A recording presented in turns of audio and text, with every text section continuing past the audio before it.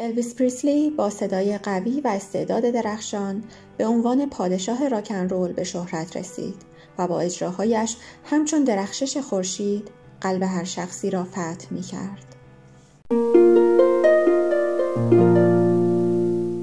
الویس پریسلی که به عنوان سلطان راکن رول مشهور شد، تا امروز به خاطر فروش آثارش پرفروش‌ترین و موفق‌ترین خواننده تاریخ شناخته شده. توی این ویدیو میخوام بگم که چرا با وجود اون همه طرفدار تلاش میکردن تا جلوی اجرای الویس رو بگیرند و در انتها دلیل عمر کوتاه اون رو میبینیم.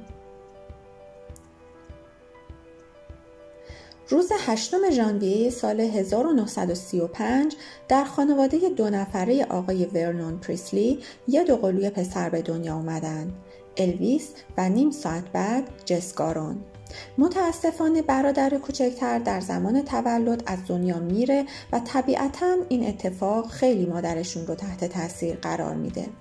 الویس تقریباً 14 ساله بود که در 1948 به دلیل اینکه پدرش به خاطر کشیدن چک بی‌محل به زندان میفته به ممفیس در ایالت تنسی، جایی که محله سیاه‌پوستان بوده، نقل مکان میکنن. اونجا شیفته موسیقی و مخصوصاً موسیقی رنگین پوست ها میشه و شروع به خوندن میکنه. اوضاع مالی خانواده زیاد خوب نبود و والدینش مدام شغل عوض میکردن. الویس در سال 1951 دبیرستانش رو تموم میکنه و همون سال تابستون تصمیم میگیره برای مادرش که رابطه عمیقی باهاش داشته 2 قطعه به نامهای شادمانی من و اینجاست که اندوهت آغاز میشود بخونه و ضبط کنه. برای این کار به شرکت سان رکوردز در ممفیس میره و مورد توجه مدیر اونجا سم فیلیپس قرار میگیره. اونجا برای مردم اجرا میکنه و بسیار مورد استقبال قرار میگیره. شرکت سان رکوردز آهنگ الویس به نام That's All Right رو که در سبک بلوز بوده از رادیو پخش میکنه و این آهنگ خیلی زود پرطرفدار میشه. اولین کنسرت بزرگ الویس در سال 1954 در سالن اوورتون پارک شل شهر ممفیس بود. شخصی به نام کلونل پارکر، کارآفرین حوزه موسیقی، مدیر برنامه‌هاش میشه و اجراهاش رو در ایالت‌های مختلف سازماندهی میکنه و تبدیلش میکنه به یه ابرستاره. در سال 1955 شرکت RCA قرارداد ضبط موسیقی به ارزش $4000 با اون میبنده و در سال 1956 بعد از اجرای ترانه هتل دلشکستگان، الویس به خاطر فروش آثارش تبدیل به یه هنرمند بزرگ میشه.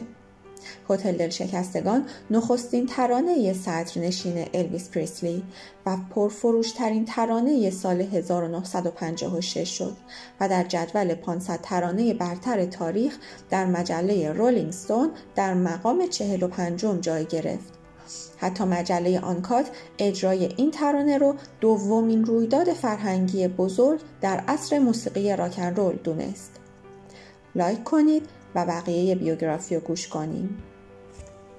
در همون سال در یک فیلم سینمایی به نام به ملاطفت دوستم بدار بازی میکنه.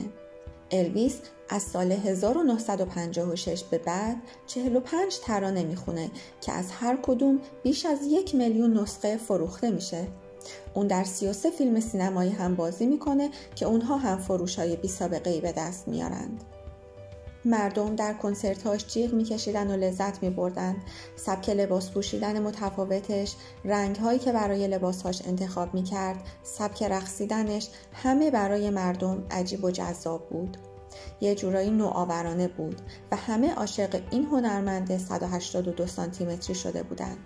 این باعث شد دولت تصمیم بگیره به خاطر جلوگیری از اغفال اذهان عمومی و گسترش فساد جلوی اجراهاش رو بگیره که البته گویا کلونل پارکر وساطت میکنه و پیشنهاد میده الویس به جاش به خدمت سربازی بره. الویس پریسلی در سال 1958 به خدمت سربازی اعزام میشه و بعد از یک مدت کوتاه به عنوان سرباز صفر از طریق نیروی دریایی به آلمان میره و در سال 1960 به امریکا برمیگرده و درجه خودش رو دریافت میکنه. در همون دوران سربازی مادر الویس، گلادیس، بر اثر حمله قلبی فوت میکنه و در آرامگاه عمومی شهر دفن میشه. مادر الویس به خاطر وابستگی زیادی که به فرزندش داشته، به خاطر دوری از اون به الکل روی میاره و همین باعث حمله قلبی و فوتش میشه. الویس زمانی که در آلمان بوده، در یه مهمانی با دختری که 10 سال ازش کوچکتر بوده به نام پریسیلا بیولیو آشنا میشه. اونا رفته رفته عاشق همدیگه میشن. دوران سربازی الویس تمام میشه و به امریکا برمیگرده. یه مدت بعد از پریسیلا میخواد که برای یه مدت به امریکا بره. پدر و مادر پریسیلا به سختی بهش اجازه میدن. اونا مدتی رو با هم میگذرونن.